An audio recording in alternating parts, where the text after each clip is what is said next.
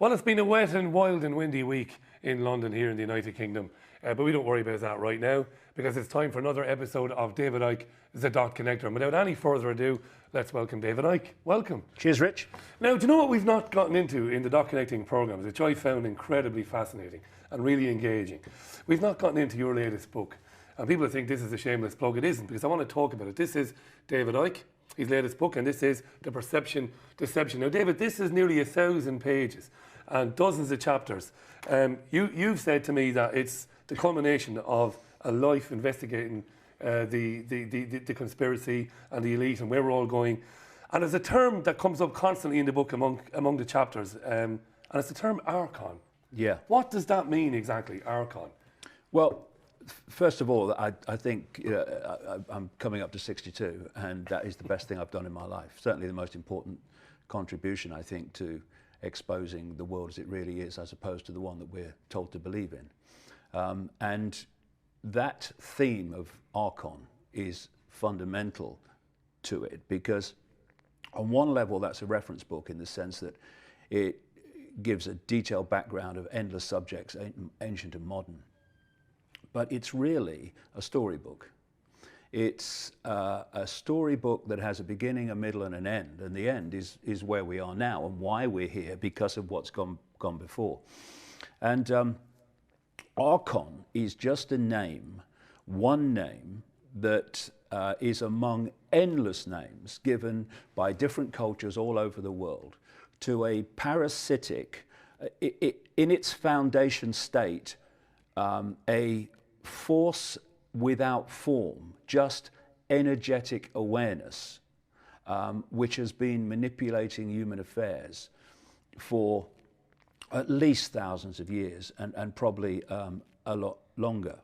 And the reason I choose the word Archon is simply because it simplifies it. Because one of the points where the penny drops is when you realize that all these different names around the ancient world for gods are actually describing the same force. And it's the different names which throw people out because they think, well, that's one deity, that's a deity, and there's another deity. Actually, they're different names of the same thing. That's a big penny drop, that is. Starts to simplify everything. And the name Archon comes from a group of people, a pre-Christian people, which were called and are still called the Gnostics. Gnostics means learned, and Gnosticism means knowledge. But it was a different kind of knowledge. I mean, we perceive knowledge as going to school and going to college and university. Getting your degree. And learning what they tell you. The Gnostic form of knowledge was to go much deeper into the nature of reality, but also to be able to get out beyond this reality and perceive realities that are simultaneous to this one, just like radio stations share the same space without interfering with each other unless they're close on the dial, which might be significant as we go along. The big breakthrough in terms of Gnostic knowledge came when a sealed jar was discovered at a place called Nag Hammadi in Egypt. It's about 70 odd miles from Luxor on the Nile. And what was fantastic about this find is that you've got religious writings like in the Bible, which are ancient writings put between two covers. But because they've been around and in the public arena for so long, they've had the potential to be changed to fit the authority of the day and what they wanted people to believe. Whereas these Gnostic writings, which seem to have been written about 100 AD, that kind of period, and probably buried at Nag Hammadi about 400 AD, they have not clearly been tampered with because they've been underground all this time. And so you're looking at a genuine reference point to what these people believed. And to give you an idea of their capabilities and their awareness of so much. They ran the Great Library at Alexandria, which became known as the Great Library of Alexandria. And this was the great depository of ancient documents and scrolls. Like accumulated knowledge. Well, yeah, from the ancient world. Brilliant. Bringing it under one roof, so you could see what the ancients really believed, and also critically, in terms of the Archon story, the experiences they had and their perceptions of these manipulative gods. And then, of course, you know, our old friend, the Roman Church, destroyed the Great Library and murdered mercilessly the apparently would seem genius lady Hypatia that ran it. And when you think you're talking about 500,000 scrolls and documents in that library, and they destroyed lots of them, and I have no doubt that the ones that weren't destroyed you would find in the vaults of the Vatican to this very day. Because keeping from us the existence of these archontic entities, this archontic force, is crucial to keeping us under control. Because there's no better way than controlling people than to have a force of control that the subjects of that control and manipulation have no idea even exists. So you had these shall we call them documents, these Gnostic documents found in the sealed jar. 1/5 of them are about this Archon force. They say that it is a parasitical force that feeds off human energy, that has the ability to manipulate perception, hence the perception deception, and to create illusions which people think are real. Think the Matrix movie series, for instance. And they said that these archons were in a distorted state, which meant that they didn't have what they call intentionality, what I would call creative imagination. Put simply, if you gave them a blank sheet of paper and said, create something, they couldn't. But you give them a piece of paper with something already created on it, and they can twist it and manipulate it and change it. And this word that's come up a lot in the last couple of weeks as we've chatted in various subjects, inversion. Inversion. We talked about this on the last Dot Connecting program. They invert everything. That's why we live in this inverted world. So they talked of these archontic entities in their prime form of being just energy, but they could take form. And, you know, given what I've written over the years, it's interesting to see what the main two forms that the archons can take, according to the Gnostic writings, actually were and are. Remember, these texts were written around 100 AD, probably buried about 400 AD, in the wake of the destruction of the Great Library of Alexandria in Egypt. And the Nag Hammadi Gnostic texts refer to the fact that the two main forms that the archons take were reptilian and those known today as classic grey aliens. These are the two forms most described by people who claim to have been abducted by aliens, a word I really don't like. They're described in those terms. To give you the exact quote, in terms of the Greys, they said that they had the reptilian entities, and then they describe what we call the Greys in the text as like unformed babies or a fetus with grey skin and dark, unmoving eyes.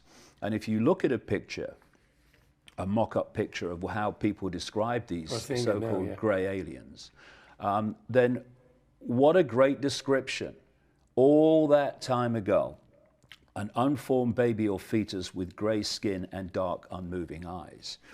And you start to realize that while we think that this reptilian grey phenomenon is a modern phenomenon, in fact, it's not like that at all.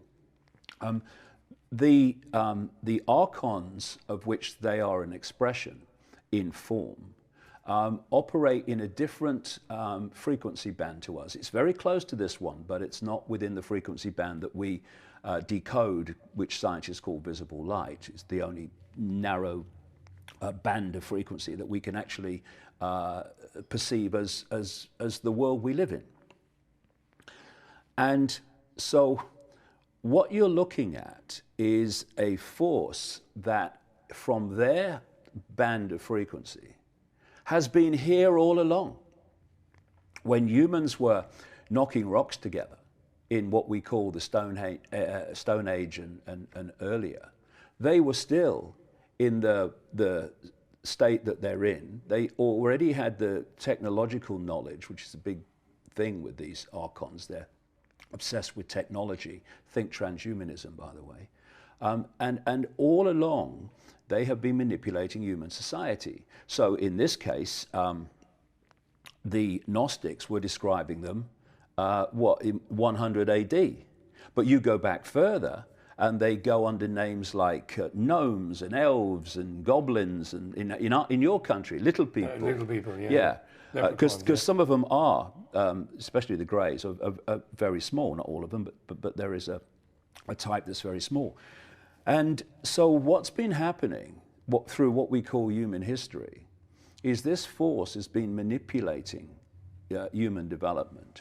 And the idea was this, and we're now living through it in the world that we perceive today, was to bring humans up to a point where they had the technological knowledge to enslave themselves, which is what's happening with all this technology. Surveillance technology, transhumanism technology, introducing technology to the body. But they didn't have the spiritual expansion of awareness to realize that that's what they were doing. And as you can imagine, crucial to this being successful was to keep the existence of these archon entities from the target population.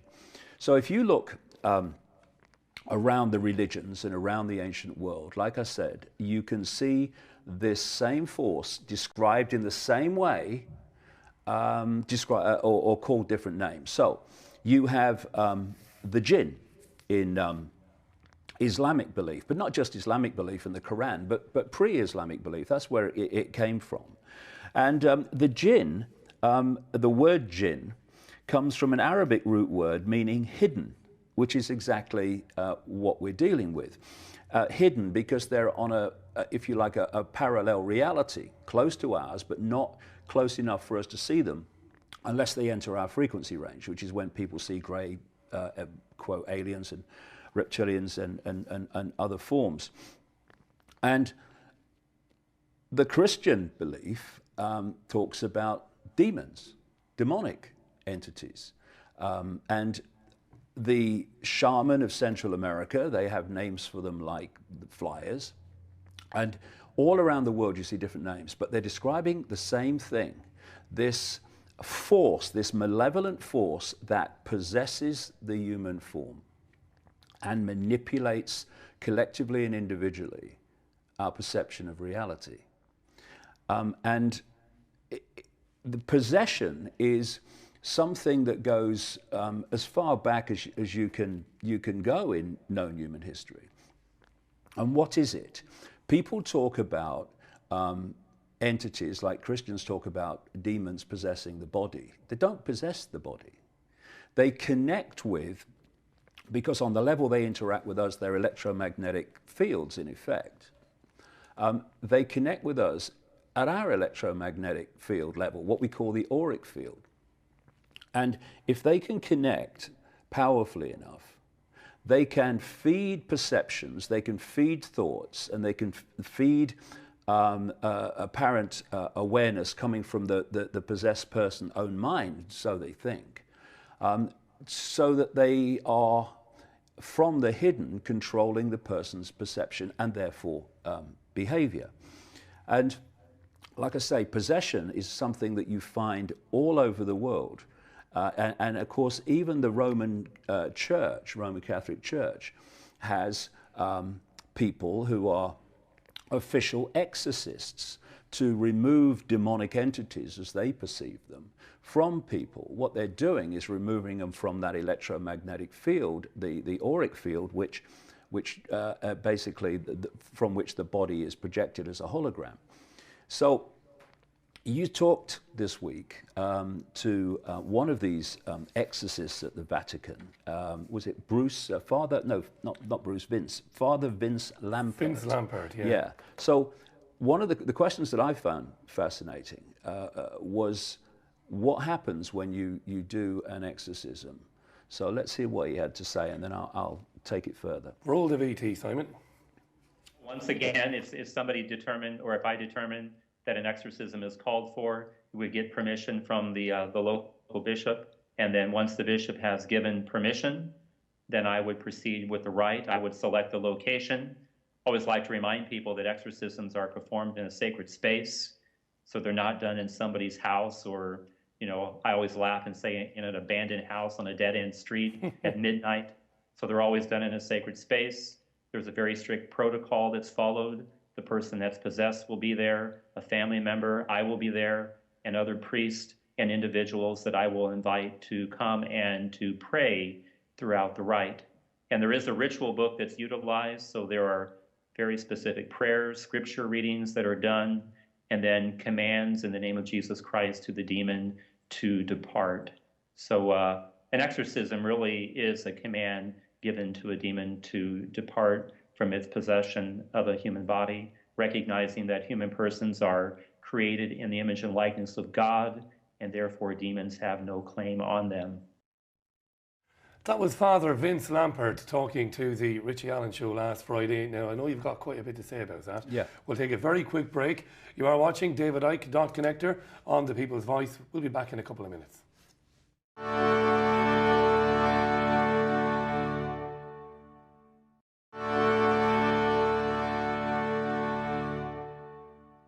And you're very welcome back to David Icke, Dot Connector.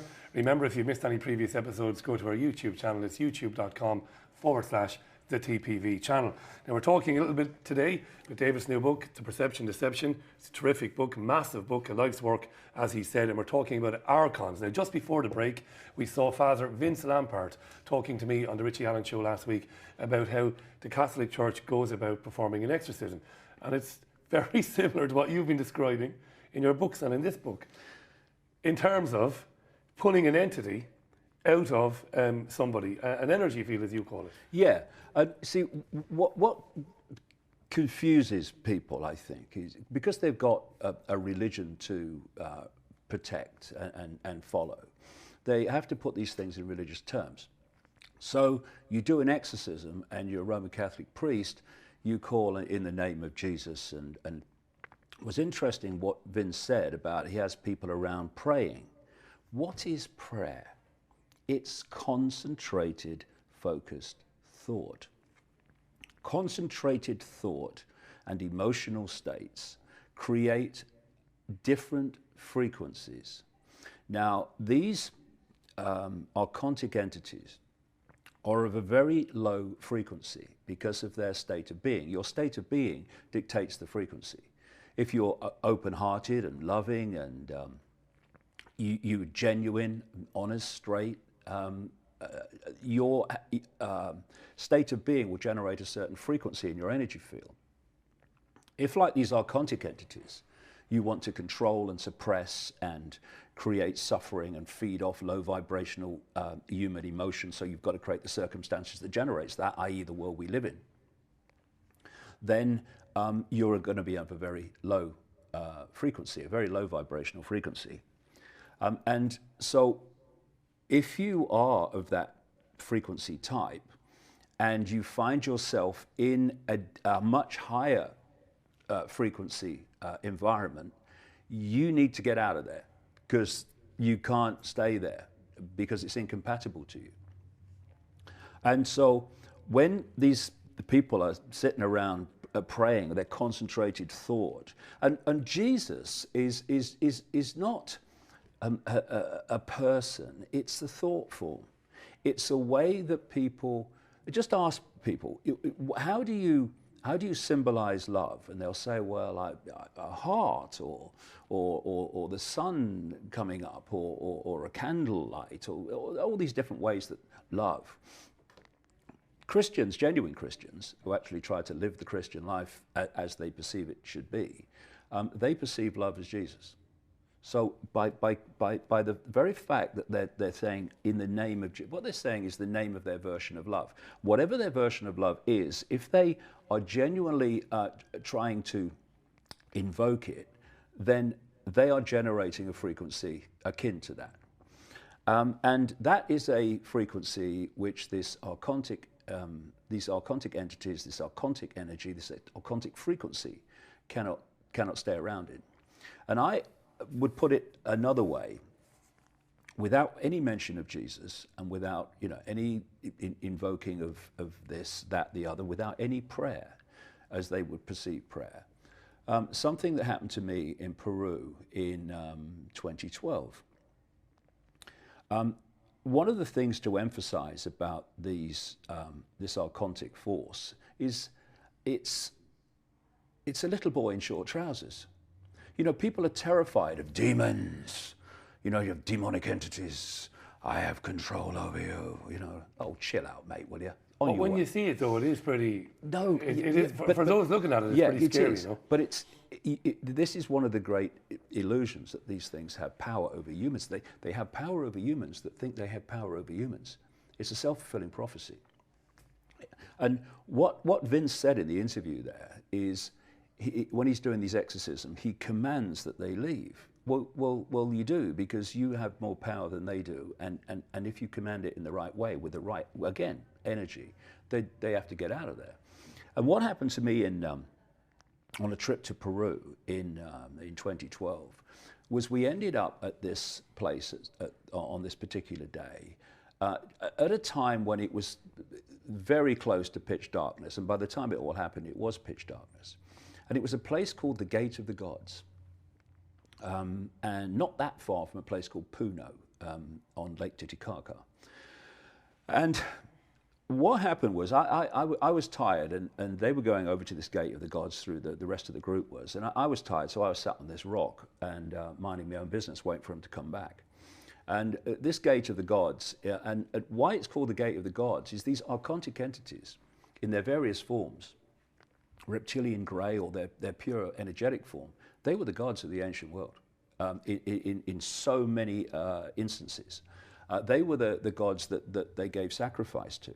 You see, when you realize that these gods are feeding off human low vibrational energy, and one of the lowest vibrations is terror and extreme levels of fear. Well, you can understand then that when people are being sacrificed, they're going through obviously a ritual meant to generate maximum terror. And while the Satanists are in our world doing their stuff, the gods, these entities, are feeding off that very, very extreme frequency of terror, fear, and all that goes with sacrifice. Another thing is that the energy they want more than anything else, these entities, is the energy of children before puberty. Because we see puberty as a time of chemical and hormonal change. That's just an expression of an energetic change going on in the auric field.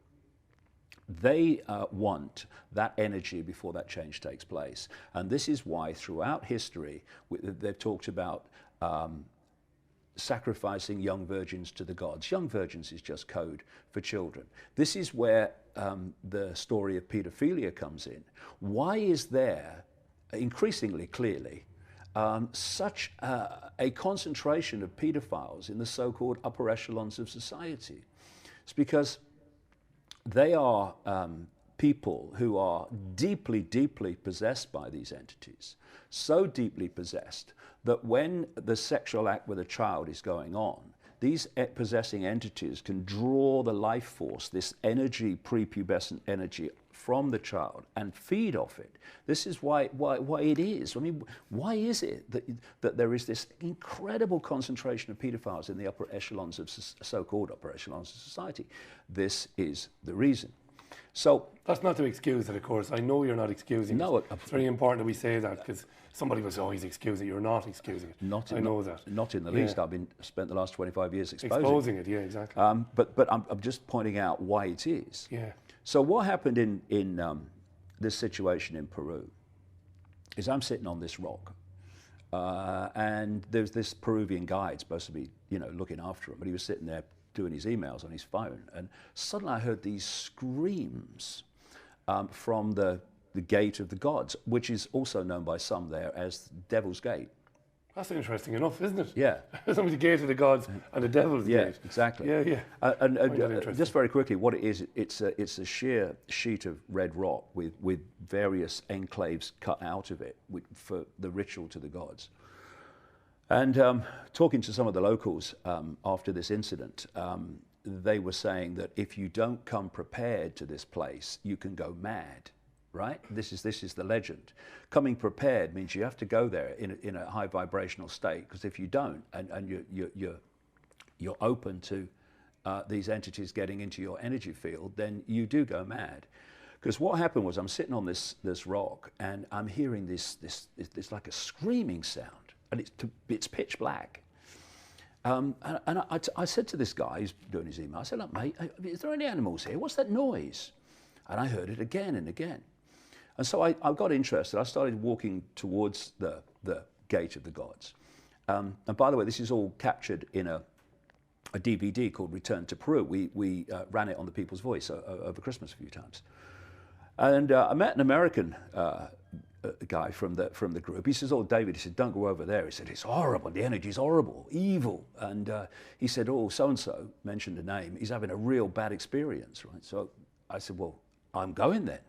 So I got there, and what had happened is a young fella had gone in one of these enclaves within this Gate of the Gods rock, and as soon as I saw him, because I've seen this so many times all over the world, as soon as I saw him thrashing about and people thinking, "What's going on? Don't know what to do," I thought, something's got in him. It was absolutely obvious to me. So I asked people to get him away from where he was, this next to this rock, and he was thrashing about and shouting, and so what happened was, we got a ring of people around him. This is all in the pitch black, but someone was filming it, it seems, because it's what you see on the video, and I asked people to send heart energy at him, love, just love, just project love at him. The moment we started doing that, the thrashing around stopped, and the guy just lay quietly, not speaking. What's happening now is this entity that's got into him, in our perception, it's an electromagnetic field, has suddenly switched from causing that guy as much grief as possible to surviving, because now it's in this energy field that it can't survive in. And I went into the circle, and I put my hands on the top of his head. Now, if you look at the energy field of the body, you see the hologram, the physical body, but we have an energetic body, in fact, many energetic bodies. And what interpenetrates them all is something that they call in the East chakras, wheels of light. They're vortexes, they're energy vortexes, which interpenetrate the different levels of being. And there's one on the top of the head, there's one on what we perceive as the forehead, which is what we call the third eye, psychic sight. There's one here, which is communication. This is the master vortex, the heart vortex. And then you go into the vortex in the belly, which is about emotion. That's why when people get really stressed and really nervous, they tend to go to the toilet a lot. It's because it's affecting the intestines and that area of the body, because of the emotional point where we feel it. I mean, we say, oh, I just love it. And you go, oh God, I'm so terrified. It feels so bad. And that's what we're doing in a body language. And the way these entities often get in is through the one at the top of the head, the vortex. They call it the crown chakra. And so that's how you get them out. So I put my hands on the top of the guy's head, which is actually just my energy field, electromagnetic field, connecting with his electromagnetic field. Nothing to do with body to body. It's electromagnetic fields, auric field to auric field. And I, in words of one syllable, I mean, if you look at the video, there's a lot of beeps around, you know what I mean? I told this entity it was on its way. And as I did so, I felt so tangibly, incredibly tangibly, a big, strong,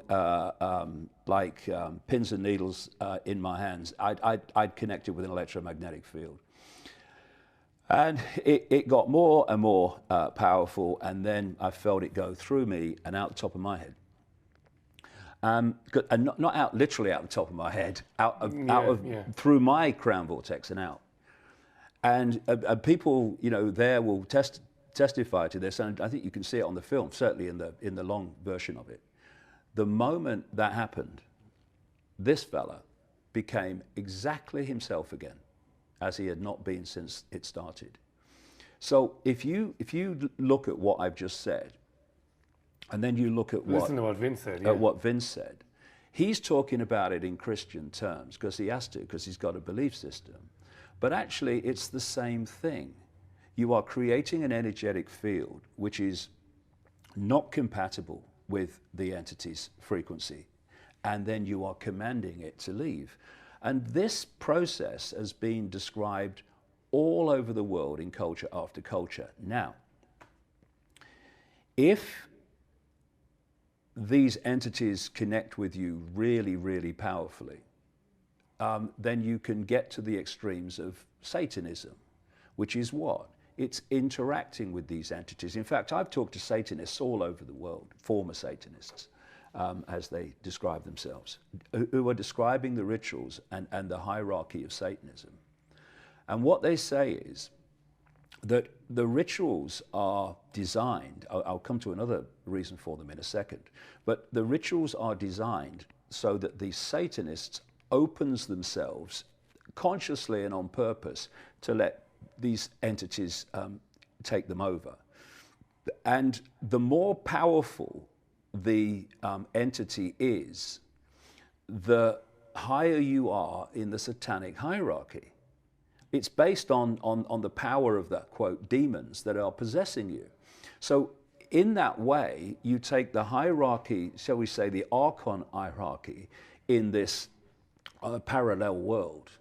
And through possession and the power of the entity dictating your point in the hierarchy of Satanism, you therefore transfer the archontic hierarchy into human form.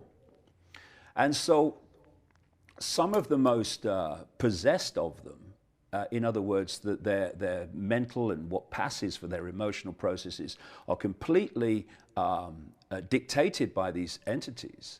They're the ones that get to the top of the banking system, that get to the top of the corporations, that run governments, that own the media.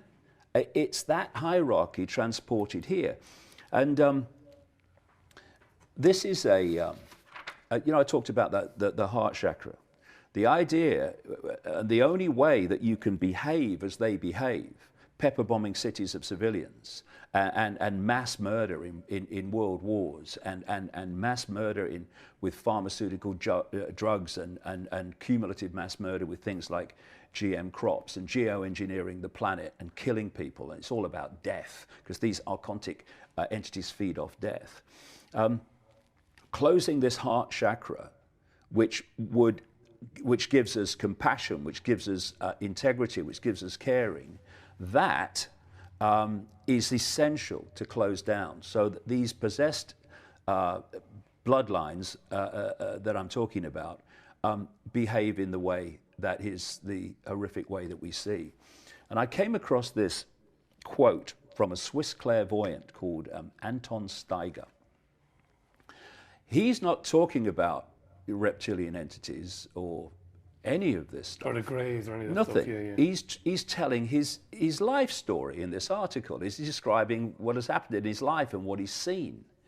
And he's a clairvoyant, therefore he sees further into the infinity of existence than just visible light, which most humans are decoding and therefore only aware of.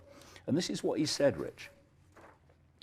When I see people in business or politics who are particularly trapped by the material world, for example, I notice that they no longer have any light bodies at all. In other words, these other levels of energetic fields, which he's calling light bodies, he doesn't see them in the same way that he sees other people. That's part of the possession, the closing down of those fields being replaced by the possessing entity.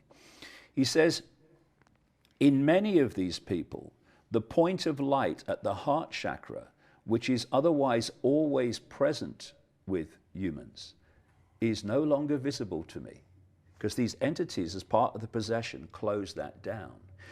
Once that's closed down, anything goes.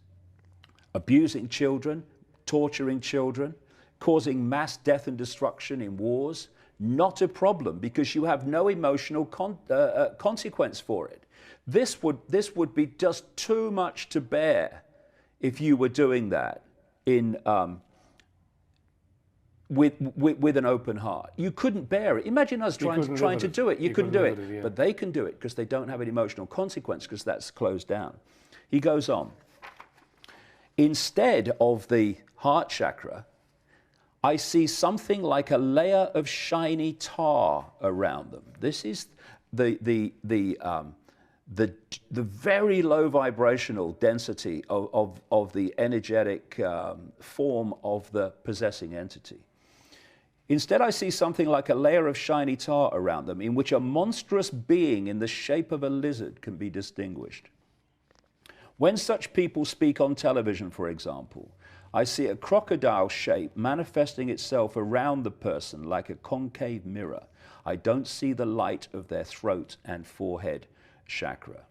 And so when you get deeper into this and you look at the evidence like an adult, instead of a freaking child, oh, that David Icke's talking about reptiles, isn't it funny?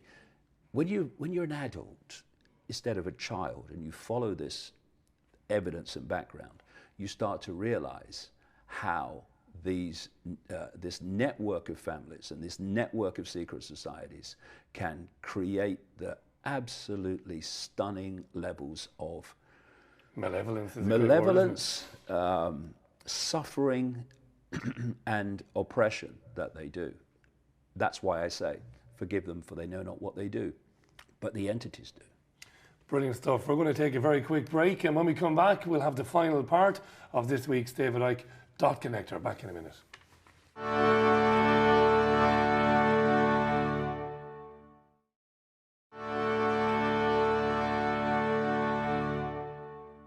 And welcome back to the final part of this week's David Icke Dot Connector. If you've just coming in on the program and you've missed some of it, remember everything is put up on our YouTube channel.